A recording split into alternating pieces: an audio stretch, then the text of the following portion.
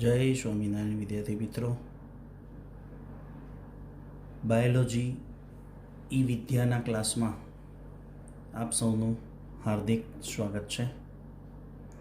આપણે અગાઉના આ ચેપ્ટરના આગળના ટોપિકની અંદર સિસ્ટમેટિક એટલે કે વર્ગીકરણ શું પદ્ધતિ છે, શું કરવામાં આવે વર્ગીકરણ એટલે સુવ્યવસ્થિત ગોઠવણી, સિસ્ટેમેટિક શબ્દ આપનાર લિનિયસ, એનું પુસ્તક સિસ્ટેમા નેચર, એની અંદર એને વનસ્પતિ અને પ્રાણીઓની ગોઠવણી કરવાની સમજૂતી આપી. કેવી રીતે ગોઠવણી કરી શકાય એની પુસ્તક સિસ્ટેમા નેચર, અન્ય પણ એના પુસ્તકો છે જેની આગળ આપણે ચર્ચા આવશે, એની અંદર ચર્ચા કરીશું. આપણે નેક્સ્ટ જોઈશું. હવે એ બધી વાતોને આપણે પ્રેક્ટિકલમાં અમલમાં મૂકીએ તો વર્ગીકરણ કેવી રીતે કરવાનું, તો વર્ગીકરણ કરતાં પહેલાં વર્ગીકરણની કક્ષાઓની માહિતી ખબર હોવી જોઈએ.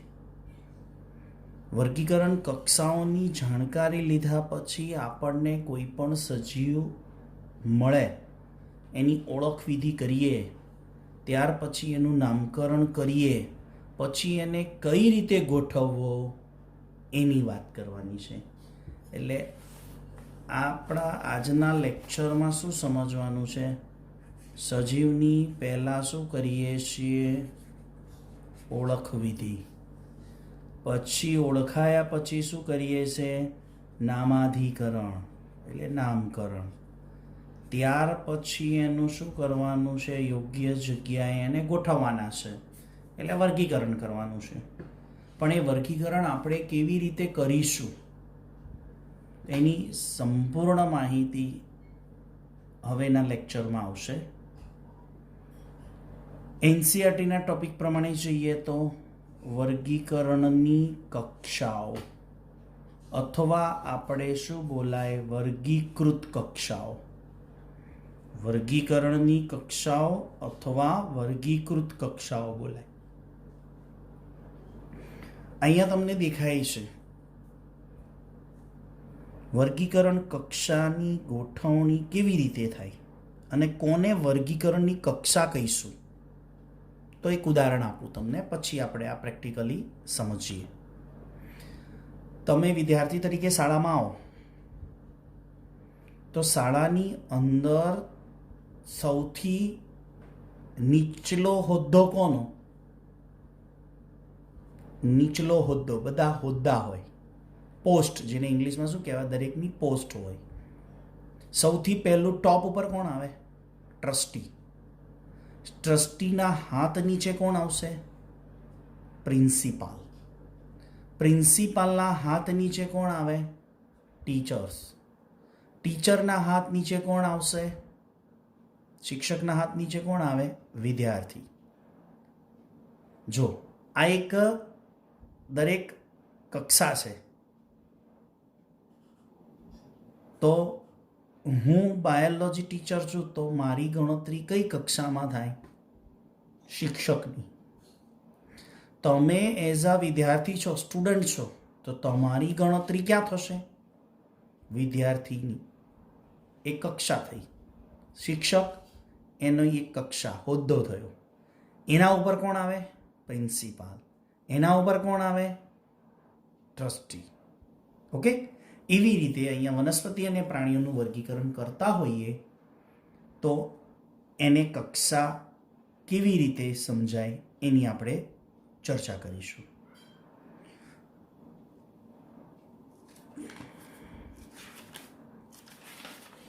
આપણે અગાઉના લેક્ચરની અંદર જે સમજ્યા ને એમાં આપણે શીખીશું વર્ગીકરણ કક્ષા.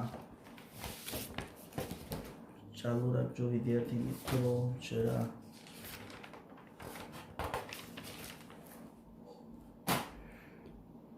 વર્ગીકરણ છે એ આખી સળંગ પગથિયા છે. પહેલું પગથિયું કોણ આવે? જાતિ. એટલે પહેલી જ લાઈનમાં લખ્યું છે, ચોપડી જોજો, વર્ગીકરણ એક એકાકી ચરણ નથી. એકાકી ચરણ એટલે નોટ અ સિંગલ સ્ટેપ, એટલે એક પગથિયું નથી. વર્ગીકરણ એ અનેક પગથિયા છે. પહેલું પગથિયું જાતિ, બીજું પગથિયું પ્રજાતિ, ત્રીજું પગથિયું કુળ, નેક્સ્ટ સ્ટેપ આવશે ગોત્ર, પછી એના ઉપર આવે વર્ગ, એના ઉપર આવે સમુદાય કે વિભાગ, એના ઉપર આવશે સૃષ્ટિ.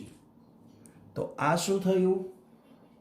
લાલ બોક્સની અંદર તમને જે દેખાય છે એ શું છે? કક્ષા છે. પહેલી કક્ષા જાતિ, એના ઉપરની કક્ષા પ્રજાતિ, એના ઉપરની કક્ષા કુળ, એના ઉપરની કક્ષા ગોત્ર, એના ઉપરની કક્ષા વર્ગ, એના ઉપરની કક્ષા સમુદાય કે વિભાગ, એના ઉપરની મોટી કક્ષા સૃષ્ટિ. આ બધી કક્ષાને વર્ગીકૃત કક્ષા કહેવાય. અને વર્ગીકૃત કક્ષા એ વર્ગીકરણનો એક ભાગ છે.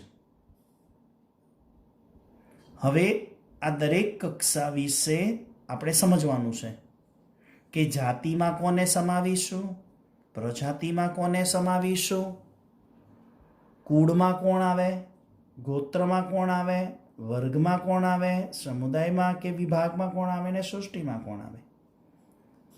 તો ચલો મિત્રો આગળ એની ચર્ચા કરીએ. ઓકે, અહીંયા સમજો. પહેલા મેં તમને પ્રેક્ટિકલી એક ઉદાહરણ સમજાયું. હવે આપણે એને સમજીએ છીએ કે વર્ગીકરણ એ માત્ર એકાકી ચરણ નથી. એકાકી ચરણ એટલે single step. Single step awkward language છે થોડી. એકાકી એટલે એક અને ચરણ એટલે સ્ટેપ, પગથિયું. એક પગથિયું નથી. તમે સમજ્યા એમ? કેટલા પગથિયા છે? અનેક પગથિયા છે. ત્યારે વર્ગીકરણ થાય સજીવનું. આગળ એનો અર્થ કે શું છે? શ્રેણીબદ્ધ ચરણ પદ્ધતિ છે. એટલે સિક્વન્સમાં સ્ટેપ છે. દરેક ચરણને શું કહીશું? કક્ષા. દરેક પગથિયાને આપણે કક્ષા કહીશું. આ કક્ષાઓને વર્ગીકરણ વ્યવસ્થાનો એક ભાગ હોય છે. એટલે એ કક્ષાને આપણે શું કહીશું? વર્ગીકરણ કક્ષા કહીશું. અને આ કક્ષાને, વર્ગીકરણ કક્ષાને વર્ગક પણ કહેવાય. યાદ રાખજો મિત્રો. ફરી જુઓ. આ જાતિ, પ્રજાતિ, કુળ, આ શું છે? વર્ગીકરણની કક્ષા છે. આને વર્ગક પણ બોલાય. શું બોલાય? જાતિ નામ આપ્યું છે, એક પ્રકારની કક્ષા કહો અથવા તો વર્ગક કહો. પ્રજાતિ એ કક્ષા છે અથવા વર્ગક છે. દરેક હોદ્દામાં નામ આપ્યું છે, દરેક કક્ષાનું નામ છે. તો આવી રીતે સજીવોને જુદી જુદી કક્ષામાં મૂકવામાં આવે. વ્યક્તિગત કે સજીવોના જૂથના લક્ષણોનું પાયાનું જ્ઞાન આપણને હોવું જોઈએ. આ વર્ગીકરણ કરવા માટે હું તમને સિમ્પલ ભાષામાં સમજાવું કે તમે વાસણ સાફ થઈ ગયા છે. ઓકે, વાસણ સાફ થઈ ગયા છે. તમારી પાસે વાસણ સાફ થઈ ગયેલી ટોકરી છે. ટોકરીમાં ચમચી છે, કપ છે, રકાબી છે, થાળી છે, તપેલું છે. તો તમારે પહેલું શોધવાનું ચમચી. આમ તો ગમે તેમ મુકાય, પણ ચમચી શોધી તો એને ચમચીના ખાનામાં જવા દેશો. પછી એનાથી થોડુંક આગળ ગયા, રકાબી આવી તો એને રકાબીના ખાનામાં જવા દેશો. એથી આગળ ગયા તો કપ આવ્યો તો કપના ખાનામાં મૂકશો. એથી આગળ ગયા તો થાળી આવી તો થાળીના ખાનામાં મૂકશો થાળીને. પછી એનાથી આગળ ગયા તો મોટી તપેલી આવી તો તપેલીના ખાનામાં મૂકશો. રાઈટ? આવી રીતે તમને ખબર છે કે આને ચમચી કહેવાય, એના લક્ષણ આ છે, કપ કહેવાય, આને આ લક્ષણ આ છે, એટલે કપ છે. તમે એને એને સમજો છો, એને ઓળખો છો, એનું નામ પણ આપેલું છે કે આને કપ કહેવાય. એમ જેમ ગોઠવતા જઈએ એમ સજીવોનું પણ આપણને શું હોવું જોઈએ? એના જૂથના લક્ષણોનું પાયાનું જ્ઞાન હોવું જરૂરી છે. દાખલા તરીકે હું તમને એક ઉદાહરણ આપું. તમે નામ સાંભળેલું છે સસ્તન પ્રાણી. ચલો, કેમ સસ્તન કહેવાય? કોઈ કહેશે? હા, બોલો બોલો. કે એના શરીર ઉપર, એટલે કે જે પ્રાણીના શરીર ઉપર શું આવેલી હોય? સ્તન ગ્રંથિ. એટલે એ ગ્રુપનું, એ જૂથનું નામ શું પડ્યું? જૂથનું લક્ષણ શરીર ઉપર સ્તન ગ્રંથિ, એટલે એને સસ્તન કહેવાય. ચલો આગળ. સરીસૃપ. બોલો. હા, પેટે સરકીને ચાલે. એટલે જેટલા પેટે સરકીને ચાલે છે પ્રાણીઓ, એને સરીસૃપમાં મૂકવાના. એવું તમને પાયાનું જ્ઞાન હોવું જરૂરી છે. વિહક. બોલો. હા, હવામાં ઉડે એટલે એને વિહક કહીશું. ઉભયજીવી. હા, ગુડ. શું કહેવાય?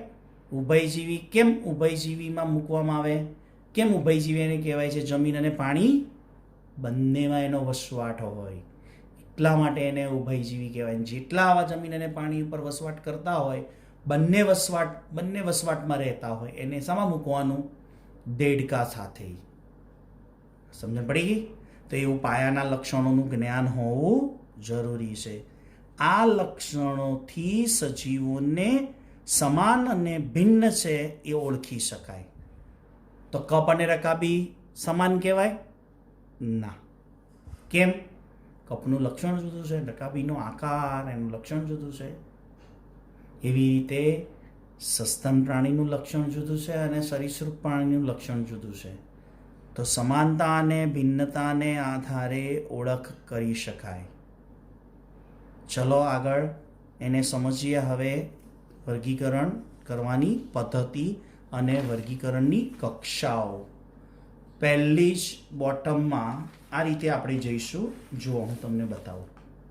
1 by 1 આપણે પહેલાં સમજીશું જાતિને, પછી સમજીશું પ્રજાતિને, પછી કુળ, એમ ઉપર જતા સૃષ્ટિ સુધી આપણે સમજૂતી લેવાની છે.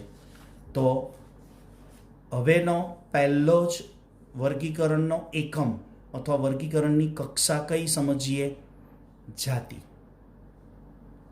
તો જાતિ વિશે નેક્સ્ટ આવતા લેક્ચરની અંદર, આવતા વિડીયો લેક્ચરમાં આપણને સમજૂતી આપવામાં આવશે. તો એ આપ ધ્યાનથી સમજજો અને એનું જ્ઞાન મેળવજો, જેથી આપણને ખબર પડે કે આપણે જો બોટનિસ્ટ હોઈએ તો કેવી રીતે સજીવોનું વર્ગીકરણ કરી શકીએ. તો આવતા વિડીયો લેક્ચર સુધી આપ સૌને જય સ્વામિનારાયણ.